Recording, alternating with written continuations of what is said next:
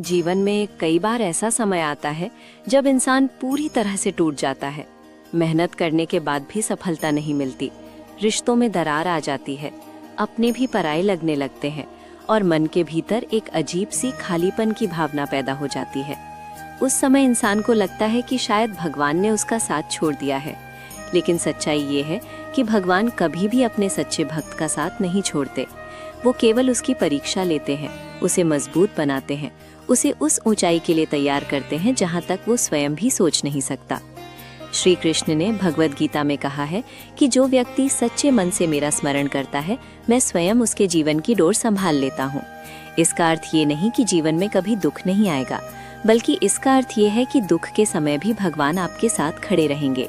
जब दुनिया आपका साथ छोड़ देगी तब भी भगवान आपकी ढाल बनेंगे।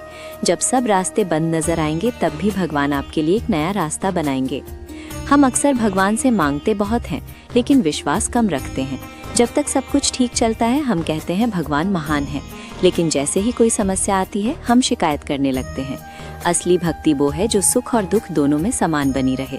जैसे एक बच्चा अपने पिता पर विश्वास करता है कि चाहे परिस्थिति कैसी भी हो, पिता उसे गिरने नहीं देंगे, वैसे ही एक भक्त को अपने भगवान पर भरोसा रखना चाहिए। राम को भी वनवास मिला था। अगर भगवान होकर भी उन्होंने कष्ट सहा तो इसका अर्थ है कि जीवन में कठिनाइयां आना स्वाभाविक है, लेकिन उन्होंने कभी धैर्य नहीं खोया। उन्होंने हर परिस्थिति को स्वीकार किया और अंत में सत्य की विजय हुई। इसी तरह पांडव ने अन्याय सहा, अपमान सहा, वनवास सहा, लेकिन उन्होंने भगवान पर विश्वास नहीं छोड़ा। अंत में जीत उन्हीं की हुई। कई लोग कहते हैं कि भगवान चमत्कार क्यों नहीं करते, लेकिन सच ये है कि हर दिन एक चमत्कार है।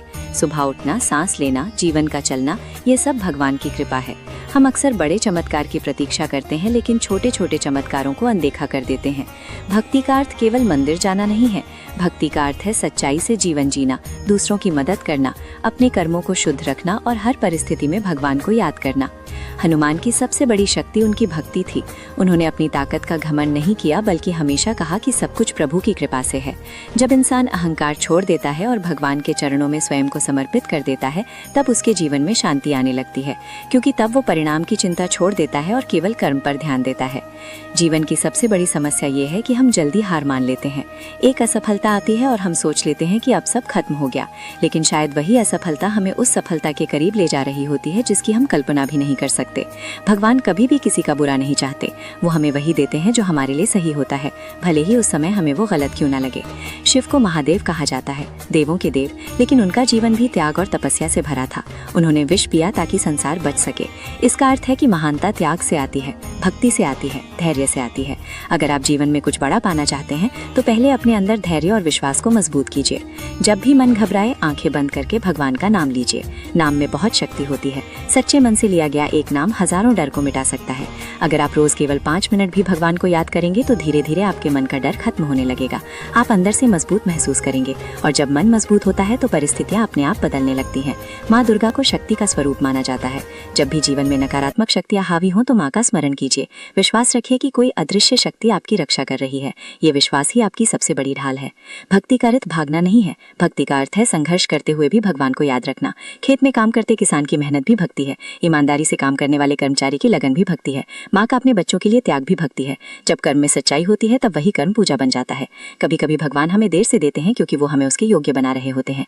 अगर हमें सब कुछ तुरंत मिल जाए तो शायद हम उसका मूल्य न समझ पाए। इंतजार हमें मजबूत बनाता है, धैर्य सिखाता है और कृतज्ञता का भाव पैदा करता है। अगर आज आप किसी समस्या से गुजर रहे हैं तो याद रखिए ये समय भी गुजर जाएगा। जैसे रात के बाद सुबह आती है, वैसे ही दुख के बाद सुख भी आता है। आपको केवल अपने विश्वास को बनाए रखना है। खुद पर भरोसा रखिए, अपने कर्म पर भरोसा रखिए और सबसे बढ़कर भगवान पर भरोसा रखिए। आज से एक संकल्प लीजिए कि चाहे परिस्थिति कैसी भी हो, मैं हार नहीं मानूंगा, मैं शिकायत नहीं करूंगा, मैं भगवान का धन्यवाद करूंगा, जो है उसके लिए भी और जो नहीं है उसके लिए भी, क्योंकि शायद जो नहीं है वही भविष्य में आपके लिए सबसे बड़ी नेमत बनकर आने वाला है।